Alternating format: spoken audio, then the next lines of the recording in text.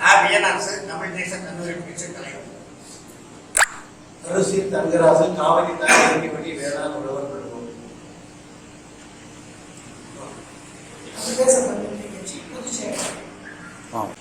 நடைபெற இருக்கின்ற நாடாளுமன்ற தேர்தலில் தமிழ்நாட்டை பொறுத்தவரை தமிழ்நாடு புதுச்சேரி பொறுத்தவரை தமிழ் தேசிய அமைப்புகளாக இருக்கக்கூடிய தமிழ் தேச கல்லூரி கட்சி, ஆதி தமிழர் விடுதலை இயக்கம், சிறுபான்மை மக்கள் நல கட்சி, தமிழ் தேசிய விருப்ப இயக்கம், காவிரி தாய் இயற்கை வேளாண் நடுவம், அனைத்து விவசாயிகள் ஏர் உழவர் சங்கம் ஆகிய 6 அமைப்புகளும்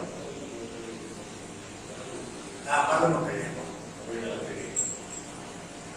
ஆகிய அமைப்புகள் இந்த தேர்தலிலே நாம் தமிழர் கட்சியை ஆதரித்து களமாடுகிறோம். தமிழ்நாட்டு வாக்காளர் பெருங்குடி மக்களையும் இன்றைக்கு இருக்கிற அரசியல் நிலவரங்கள் 57 ஆண்டு கால திராவிட இயக்க ஆட்சியை பார்த்துள்ளோம். ஒன்றியத்திலே காங்கிரஸ் மற்றும் பாரதிய ஜனதா கட்சி ஆட்சிகளை பார்த்துள்ளோம். காங்கிரஸ் கட்சி ஆட்சியாக இருந்தாலும் சரி, அல்லது இன்றைக்கு இருக்கக்கூடிய பாரதிய ஜனதா கட்சி ஆட்சியாக இருந்தாலும் சரி, அகில இந்திய அமைப்புகள் மாநில உரிமைகளை ஒன்றாக தட்டி பறித்து மாநில அரசையே ஒரு நகராட்சி போல நடத்துகிற அரசியல் நடவடிக்கைகளை தான் பார்க்கணும். குறிப்பா 2 செய்தியை சொல்ல வேண்டுமானால், தென் மாவட்டங்கள் வெள்ளத்தால் கடுமையாக பாதிக்கப்பட்டுள்ளார் மக்கள். அந்த வெள்ள பாதிப்பு இழப்புகளிலிருந்து மீள முடியாத அளவுக்கு இன்றைக்கும் துயரப்பட்டு தமிழ்நாடு அரசு ஏதோ அங்கொன்று இங்கொன்றுமாக சில நிவாரண உதவிகளை செய்தது. ஒன்றிய அரசிடம் பொறுத்து 37,000 கோடி ரூபாய் பணம் கேட்டாங்க. ஆனா ஒரு 5,000 கோடி கூட கொடுக்கல. அவசர நிதியே 2,000 கோடி கேட்டாங்க, கொடுக்கல. அப்ப அரசை, திமுக அரசை நாங்கள் புறக்கணிக்கிறோம் என்ற அடிப்படையில் தமிழ்நாட்டு மக்களை ஒன்றிய அரசு புறக்கணிக்கிற நிலை இருக்கு. திராவிட முன்னேற்ற கழக ஆட்சியை பார்க்கிறார். உங்களுக்கு தெரியும், எங்கும் தமிழ் எதிலும் தமிழ் என்று முழங்கிய தமிழகத்தில் இப்பொழுது எங்கும் ஊழல் எதிலும் ஊழல். ஒரு அமைச்சரை 7-8 மாசமா சிறையில் இருக்கார். ஓராண்டு ஆகிடும். ஒரு அமைச்சர் ஓராண்டு சிறையில் இருக்கார். இந்திய வரலாற்றில் கிடையாது. ஒரு அமைச்சர் பதவி நீக்கம் செய்யப்பட்டாங்க. உச்ச நீதிமன்றம் ஒரு சிறிய தடையை கொடுத்தார்கள் என்று சொல்லி எந்த ஆளுநரோட இவங்கள் முரண்பட்டு மோதி நின்றார்களோ அவரையே அணுகி உடனடியாக அமைச்சர் பதவி ஏற்கக்கூடிய நிலை. அப்படியானால் இந்த அமைச்சரவையில் இருக்கக்கூடிய அமைச்சர்களின் தன்னலம் தான் தேவை இருக்கின்றன. நாட்டு மக்கள் மீதோ, வெள்ளத்தால் பாதிக்கப்பட்ட மக்கள் மீதோ, நெற்களஞ்சிய உணவுகளின் மீதோ, ஒட்டுமொத்த விவசாயிகள் மீதோ ஒடுக்கப்பட்ட பிற்படுத்தப்பட்ட ஏழை எளிய உழைக்கும் மக்கள் மீது இவர்களுக்கு எந்த கருணையும் இல்லை. இவற்றுக்கெல்லாம் தீர்வாக இந்த அகில இந்திய அரசியலுக்கும் திராவிட அரசியலுக்கும் மாற்றாக ஒரு புதிய எழுச்சியோடு, அரசியல் மாற்றமல்ல அடிப்படை மாற்றத்தோடு வந்திருக்கக்கூடிய நாம் தமிழர் கட்சி ஆதரிக்க வேண்டும் என்று நாட்டு மக்களுக்கு நாங்கள் வேண்டுகோள் விடுக்கிறோம். 2016 ஏறக்குறைய 5 லட்சம் வாக்குகள், 2019 நாடாளுமன்ற தேர்தலில் 17 லட்சம் வாக்குகள், 2020 சட்டமன்ற தேர்தலில் 31 லட்சம் வாக்குகளை பெற்ற நாம் தமிழர் கட்சிக்கு தமிழ்நாட்டு மக்கள் படிப்படியாக ஒரு மாற்று அரசியலை நோக்கி பயணிக்கக்கூடிய ஒரு நல்ல சூழல் இருக்குது. இந்த சூழலில் எங்களை போன்ற தமிழ் தேசிய அமைப்புகளும் இயக்கங்களும் கட்சிகளும் நாம் தமிழர் கட்சியை பற்றி நிற்கிறோம். செந்தமிழர் சீமான் அவருடைய கைகளை வலிமைப்படுத்த வேண்டும் என்ற நோக்கோடு இந்த அறிக்கையை வெளியிட்டிருக்கிறோம். கடந்த 5 ஆண்டுகளுக்கு முன்பாக அதிமுக சார்பாக தேர்ந்தெடுக்கப்பட்ட 39 நாடாளுமன்ற உறுப்பினர்கள் நடப்பு நாடாளுமன்றத்தில் 39 பேர் திமுக சார்பாக இருக்கிறாங்க. இந்த 10 ஆண்டுகள்ல இந்த 2 ஆண்ட கட்சியும் ஆளுகின்ற கட்சியும் சார்பாக சேர்ந்த பிரதிநிதிகள் அங்க எண்ணத்தை செய்து சாதித்தார்கள். அவர் சொன்னதையெல்லாம் செய்தார்கள் என்ற ஒரு கேள்வி. மீண்டும் அதே முழக்கங்களோடும் அதே கோரிக்கைகளோடும் மீண்டும் நாங்கள் செய்ய போறோம் அப்படி சொல்றது சந்தேகிக்கும்.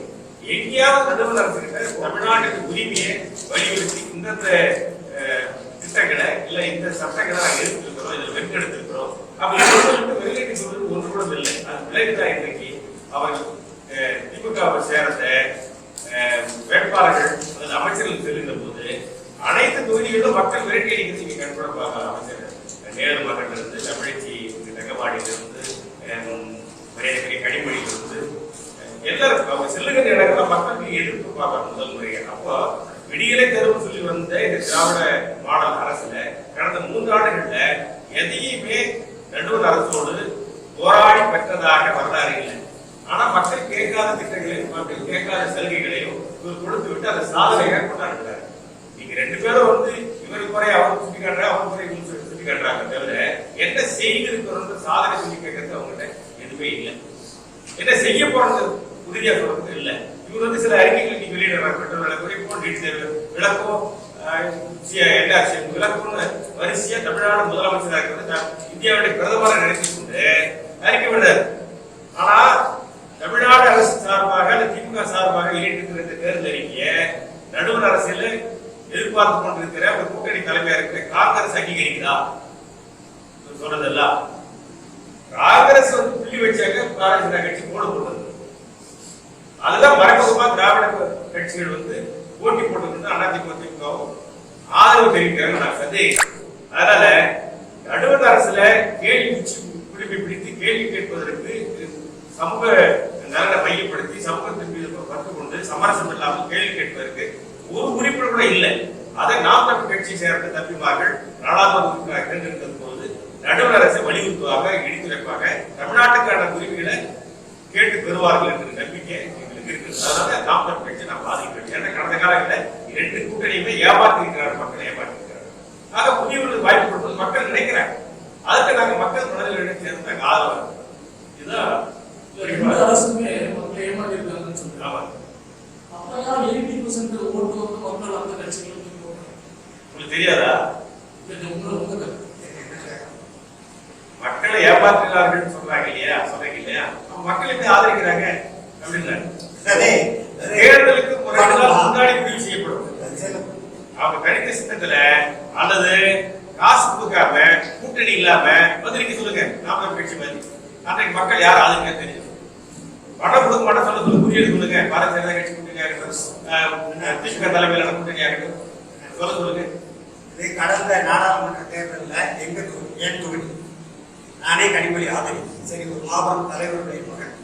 இதுல நிறைய கோரிக்கைகள், ஒரு கோரிக்கை கூட இது வரைக்கும் நிறைய. குறிப்பாக சேதுக்கால் திட்டம் அது போடும், அது ஒரு பெரிய திட்டம். எங்க தாம்பரமணி ஆற்றில் இருக்கக்கூடிய 53 மருதூர் அணை மேலக்கால், கீழக்கால், சிறுவீர் அணை தென்கால், வடகால் ஆகிய கால்களில் 53 பெரிய குளங்களை தூர்வாரி ஆழப்படுத்தி கரைகளை வலிமைப்படுத்தி அதிகமான தண்ணீர் தேக்கி விவசாயம் செலுத்தின விவசாயிகள் வாழ்வு நடவடிக்கை எடுக்கப்படும். நம்ம வெள்ளம் எப்படி உடனே இந்த குளம் பூரா உடனே வச்சு ஏற்கனவே மழை வெள்ளத்தில் பாதிக்கப்பட்ட போது இங்கே பிரச்சனை ஆமா இல்ல சொல்றேன் இல்ல தேர்தல் வாக்குறுதி என்ன இவங்க கொடுத்ததுல ஒரு 10 விழுக்காட்டுக்கும் நிறைவேற்றாங்க சொல்லியிருக்கேன். அப்புறம் எப்படி அப்போ ஒரு மாற்று அரசியல் வரணும். அது சரியா இருக்குமானா வந்த பிறகு நமக்கு தெரியும். சரியா இருந்தாலே போராடும் வளர்த்தானே. இந்த மாதிரி நிறைய நம்ம சொல்ல முடியும்.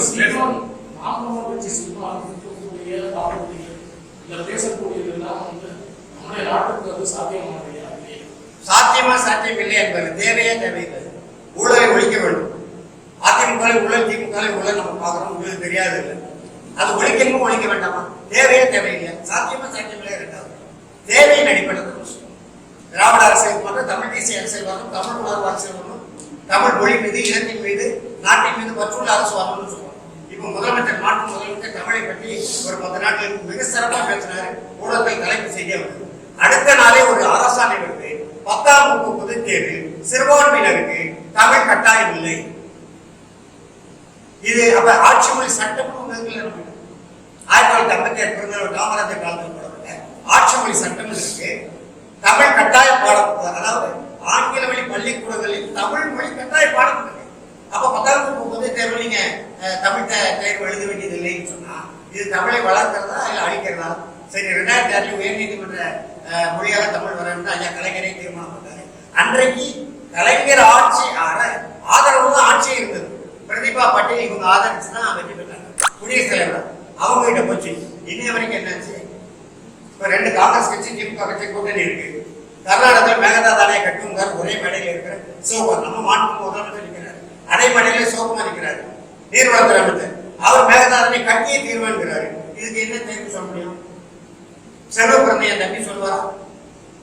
அவர் இப்ப மாநில காங்கிரஸ் கட்சி நம்ம முதல்வர் அவர் சொல்லுவாரா?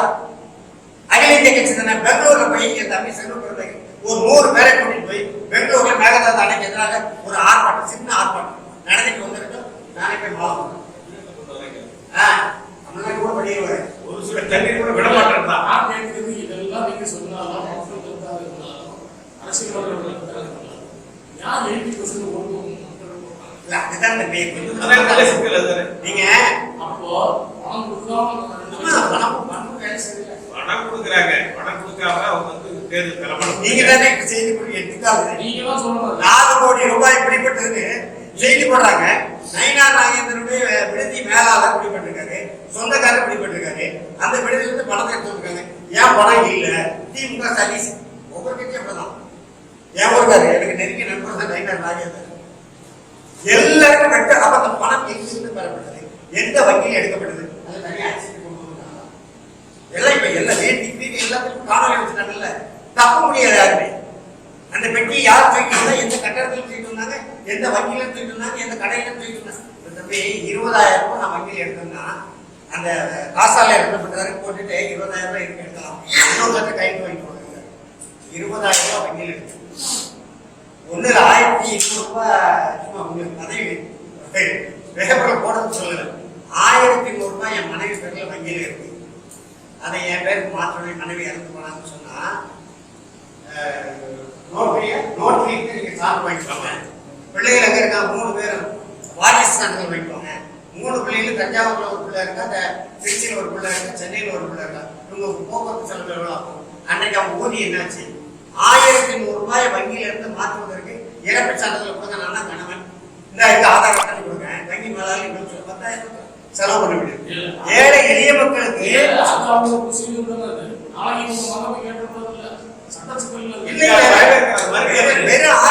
ரூபாய் அதுக்கு இவ்வளவு நெருக்கடி கொடுக்குறீங்களா?